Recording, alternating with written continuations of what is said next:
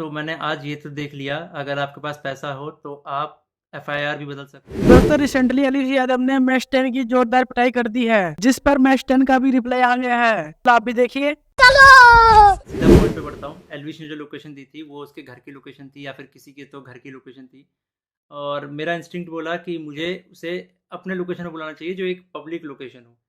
अब मेरे को यही था भाई कि जो भी गलतफहमी है डिबेट से सॉल्व करो। अगर आपको लगता है आप सही हो तो आप डिबेट करो, मेरे को लगता है मैं सही हूँ मैं डिबेट करूँगा। तो कुल मिला के शब्दों से ही जीतना था इस चीज़ को, और मैंने पूरी तैयारी की थी।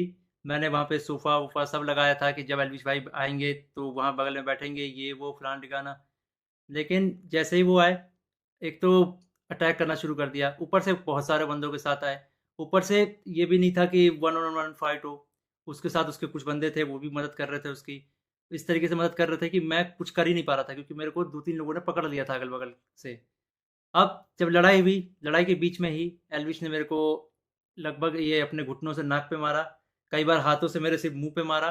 और जब मारा उसके बाद उसने बगल से एक फ़ोन भी उठाया जो दूसरे एंगल पे रिकॉर्डेड है, और फ़ोन से मेरे स्पाइन पे मारा। और आप सभी को पता है अगर स्पाइन पे गलती से भी स्पाइन टूटता है तो आप ज़िंदगी भर के लिए लावारिस हो सकते हो, अपाहिज हो सकते हो।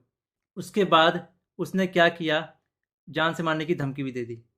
अब जान से मारने की धमकी एक दो बार नहीं दी, मल्टीपल टाइम्स दी। कम से कम जितना मुझे पता है 3 बार तो दी ही थी उसने धमकी जान से मारने की।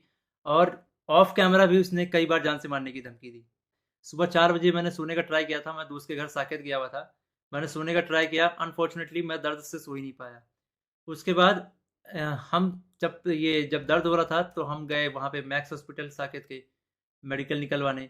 तो उन्होंने मना कर दिया विदाउट एफआईआर नहीं होगा। तो मेरा यही था, मेरा दिमाग शॉक में था, एफआईआर हमने की नहीं थी। फिर हमने डिसाइड किया कि दोपहर के 12 बजे के आसपास हम एफआईआर करेंगे लॉन्च, और उसके बाद मेडिकल करवा लेंगे पुलिस की मदद से ही। तो हम गए एफआईआर करने। अब जब एफआईआर करने गए तो हमने पूरा बता दिया कि भाई ये सेक्शन लगाना है, अटेम्प्ट टू मर्डर है, साफ साफ दिख रहा है। तो जो एसएचओ थे उन्होंने बहुत अच्छे से बात की। उसके बाद एसएचओ अपने इंस्पेक्टर के फ़ोन में कॉल करते हैं, बोलते हैं कि पूरा इसको ना पब्लिक मत करना, गुप्त तरीके से रखना, हम लोग गुप्त तरीके से लड़ेंगे।